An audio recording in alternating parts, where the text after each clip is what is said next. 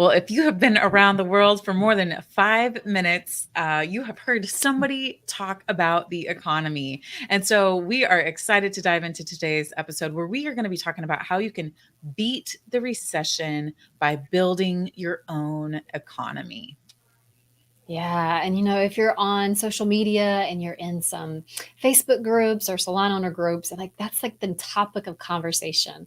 I even ran into an old employee that switched over to booth rent probably 7 or 8 years ago. And that was the topic of her conversation too, is like, hell, but what are we supposed to do now? The economy is so bad. People are extending their appointments. They're not buying as much retail.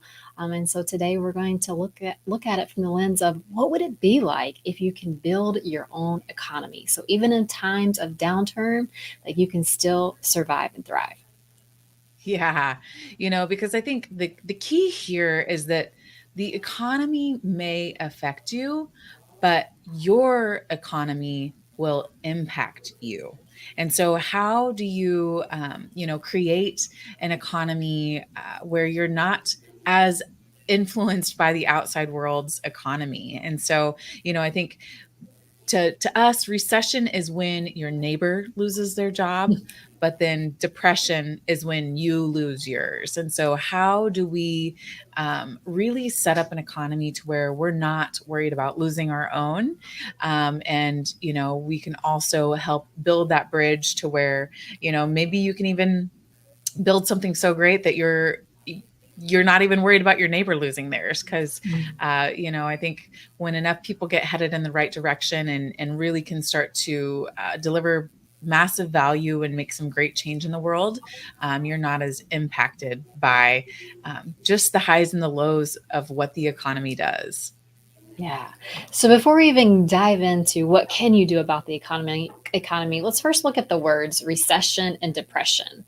So, the definition of recession is a significant period of economic decline from the peak to the trough of the business cycle, characterized by decreasing output and then by rising unemployment. So when you think about recession, like yes, we're probably seeing a little bit of that in our economy right now. When you think about depression, which Lindsay was saying earlier, depression is a period of drastic economic decline characterized by decreasing output, falling prices, and rising unemployment. And what happens a lot of times is we start to hear people have these conversations, and then it becomes our story of like, oh my gosh, this is happening. And we're not saying this isn't happening at all, but like the more of a solid foundation and ecosystem that you can build in your salon, the more success you will have when we are in a recession type framework.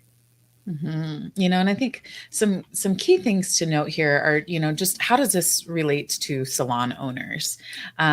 Because specifically when there's a downturn in the economy, some different things that you can see are, maybe you start seeing fewer clients, or they reduce their spending on services, or they spread out their appointment times, whatever those things might be that you start to see less of. You also have to realize like this is also a time where people want and need those services more than ever, because like if somebody is starting to feel some of those pains of recession or depression, which recession is, depression is like obviously a more drastic, longer period, more people are impacted and affected. So, recession is kind of like what would kickstart something like that. But so what we can do, is really start to focus in on like, hey, instead of automatically jumping into that mindset of like people are spending less or doing all this stuff less, like starting to realize like, hey, they need me more, and really start to see like, okay, what are some parts that I can control, and start to impact. But then just noticing like, hey, pay attention to your numbers, like just see what's happening, because that can, once you unveil what's happening, that can start to kind of create that path for the future. Yeah. And so we've been talking about economy. So let's look at the definition of economy. We're giving you all the best definitions ever. If you ever want to look up a word, American Heritage Dictionary is one of our favorites. So when you look at the word or the definition of economy, it says the system of production, distribution, and consumption of goods and services. So when you think about that, there's always going to be a micro economy and a macro macroeconomy. So your macroeconomy, that's the big picture. Like that's the global national economies and how external factors like recessions can truly impact that. So like if you're seeing a recession that's macro, like everyone is being impacted. More in a microeconomy, this is going to be more smaller, more personal economic space. So this would be like in your hometown, in your area. And so like when you think about that microeconomy, like that's where you have more control of. Yeah, things might be happening outside of you, but when you're really able to dial into, building that loyal clientele, offering services and understanding your numbers, like Lindsay was saying, managing your financials, like that's when, even when a macro economy is not doing well, you can still have control of that micro economy.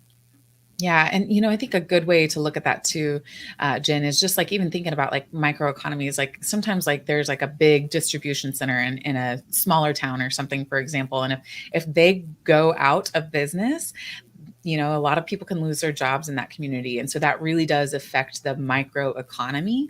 And, kind of what we're seeing right now is the macro economy is kind of being impacted just by the rise of prices. Obviously 2020, there's a lot of different factors that kind of go into this. But so thinking like, hey, these things might be happening in the macro economy, but in your micro economy, in your town, hopefully you're still seeing some stabilization and all of that good stuff. And so really that's exactly what Jen was saying. You have control over that micro economy. It doesn't matter what's happening in the world per se, but it does matter the impact that you want to make, about the things that you are in control of, And so I think when you think about what you're in control of in building your own economy and in your micro economy, is you always have control over building things like your client relationships. You're going to always have control over working on your team productivity, offering some unique offerings, like really dialing into what it is that you do have control over, because you don't have control over the world. If you did, that would be great. Like we could probably sprinkle some amazing things in there and make some magic happen, but like you do have control over that macro economy or microeconomy. And specifically, if you really dial that micro in even further, you do have control over what's happening inside of your walls. And so you can set up that context and start to create your own ecosystem, so that you can build something amazing. Yeah, and it's I just love like when you think about being a salon owner too, because if you have a large database, or even if you don't, like there's still people in your database that you haven't served in a while. So like a lot of times when we go through recession, people will like pump the brakes on marketing, and like I like to look at it through the lens as like this is the time to dial up, like turn it up, let's pump it Yeah. up. It's time to turn up the marketing, and so like you can turn up marketing without even spending a lot of money just by using the database that you have. And so some things that we've done in our salon too is like really nurturing the guests that we haven't seen in 90 to 180 days, doing a drip campaign to give them so much value and to love on them and to share knowledge on them that they're not getting anywhere else. That, in turn, when they are able to get into the salon or when they're ready to get in the salon, we're going to be top of mind for them. Other ways to nurture, like if you guys have, if you are members of Maya, which is Meet Your Stylist or Meet Your Artist. I know a lot of salons do that, where it's a matchmaking quiz, which takes a consumer, matches them with like the 3 top stylists in your salon. Like right now, they were getting 1 email. Now we've been able to like create a series of drip campaigns to nurture them, like a 7 email campaign where we're giving them value. We're talking about the biggest mistakes that people make with their hair and skin. And so, like, when you're in this recession, this is the most perfect time that you can really amp up your marketing and give so much value that you'll see that value return on you 10x.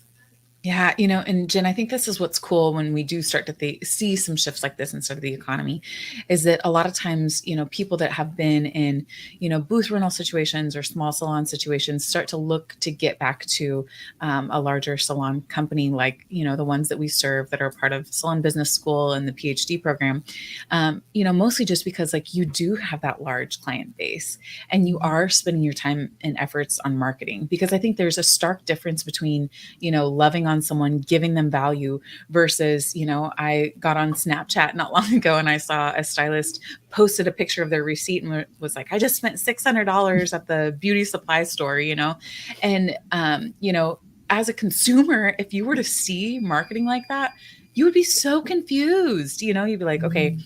is that a lot of money? Is that not a lot of money? Like, am I supposed to feel sorry for them? Like, how am I supposed to even feel when I see this? Like, it just creates a lot of confusion. And so, a lot of times, like, people who are in those situations where it's just them, they're not surrounded by anybody who can help them see a bigger picture and be resilient in times like this. Because this is really where resilience, is your best friend. And we do start to see some of those shifts. Like, people are wanting to get back into those commissioned salon environments because they start to see, like, all of the value that they get in being in a team based environment like that. And so I think that's also just a great thing. Even just talking about that Maya survey, when you're looking to nurture those guests, like inviting them, like, hey, you know are you looking to break up with your hairstylist? That's an email that we just recently sent out. And truly, the thought process behind that was that, like, nobody owns clients. Like, we want to earn your business all of the time. Like, here are, like, you have free reign to see anyone you want to. And we have tons of amazing artists here, and we would love for you to get connected to our team, and really for them to start to feel supported by more than just one artist inside of your business, I think, is key. And so looking to create some systems like that inside of your business right now. If you're feeling impacted by the economy in any way, how do we become an even stronger team? Because this is when those are the people who make it and make millions on the other side. Like, this is the investment phase. A lot of people get scared, like you were talking about, Jen, and dial back on their spending with marketing and all these things. But this is where you dial in even more, and this is where you come out stronger and even more incredible on the other side. Yeah, it's so crazy that you said that, Lens, because I saw someone that used to work for me. She worked for me for a long time, 10 years, great person, still great friend. Mhm. And she's been in the industry probably almost 20 years. She's been on her own for about 7 or 8 years.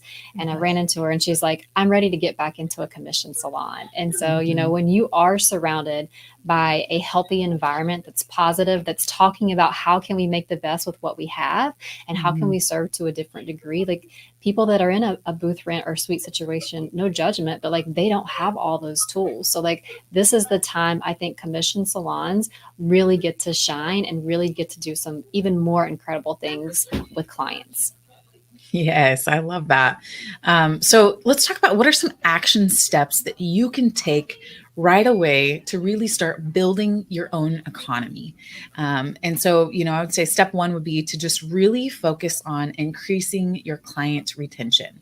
And so, if you've never looked at, like, your new guest retention or your existing guest retention, go ahead and pull up that number. An industry statistic would be 25% of new guests return into the inside of your salon. And so just see where you're at, just use it as a thermometer. If you're at 20%, no judgment. If you're at 40%, that's great. What could we do to make it even better and so you can really start to dial in on what does your experience look like with that guest from start to finish?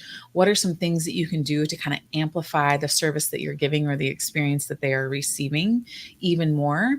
How can you engage more teammates in to increase that loyalty, because people love to feel loved on by multiple people. Like, if you go into a business and you know one person, that feels great, but if you know multiple people, they know you by name, like, you're like a client for life. And so, like, how can we create that inside of our business? This morning I just ran into somebody that I hadn't seen for a little while, and I said, thank you so much and enjoy, getting your hair done today. And she's like, I wouldn't go anywhere else. Like, what you guys are building here and what you do as a team together is incredible. And I just wouldn't want to spend my time or energy anywhere else. And I just thought, that is so cool to see, because I looked at her history then after she said that, and she'd seen multiple service providers, some that are still with us, some that, have moved on to other opportunities. And just for her to recognize, like, hey, this is the environment that I want to be a part of, lets me know, like, hey, our efforts in building that client retention are working. And so what can we do to make it even better? So sometimes it's like loyalty programs or a reward system for referrals, whatever that might be. Just really dial in on how can you increase that client retention. I love that. Another action step to take is to communicate things with your team. You know, they're watching the news, they're seeing social media, they're freaked out because all they hear is everybody's losing their job. There's no money. There's no this. There's no that. And so, like yesterday at our salon celebration, like we truly cleared the word economy, and then we also just looked at, hey, this is what we have in place to help build our ecosystem. This is the database we have. These are the new technologies we're putting into place. This is how we're nurturing more guests, and you could just feel like, some of them were so kind of tight when you even start mentioning the word economy, that their bodies just kind of loosened up because they knew that we have a plan in place. And so I Mhm. think it is very valuable to communicate with your team the plan that you have in place. That's how you have control of that micro economy. That's your economy, so that they get enrolled and can help make everything better too. Yes.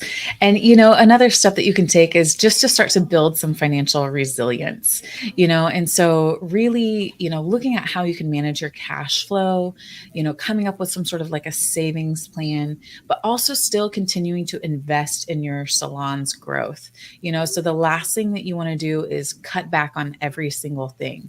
Like, there's so many things that you can do that don't cost you a dime, like learning each guest's favorite drink. Like when they know that they're going to be greeted with that, like when they come in, man, they feel special. Or looking up people on social media before they come in, just to really get to know their names so that when they come in, you can say, "Hi, Jen.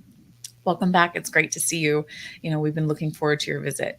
People need that love and connection more than ever right now. And that's free and it doesn't cost you a dime, and so, but looking for ways to build that financial resilience is huge. Monitoring your key performance indicators, seeing, kind of what that cash flow is doing, and then just having some sort of a savings plan, and just having that forward thinking mindset in place right away can really help you be feel like you're in a good spot through Mhm. anything. Mhm. Mhm. I love that. Yeah, because a lot of times we tend to live in fear at this moment. Just working with Mhm. one of my commercial tenants, like their sales are down and they want to start cutting employees, cutting employees. I'm like, just an idea would be, instead of cutting employees, let's pump the brakes and let's look at your sales process. Let's see how we could improve your sales process.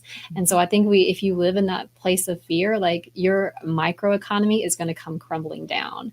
And so Mhm. like we just really invite you to understand, like, what is recession, what is depression, what is economy, and what are you doing to really have ample opportunities to create your economy, not just the economy.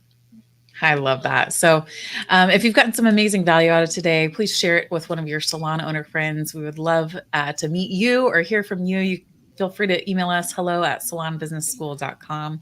And just start taking a step today, you know, communicating with your team, whatever that next step for you might be, because the economy may affect you, but the economy you build will define your future. So keep building it strong.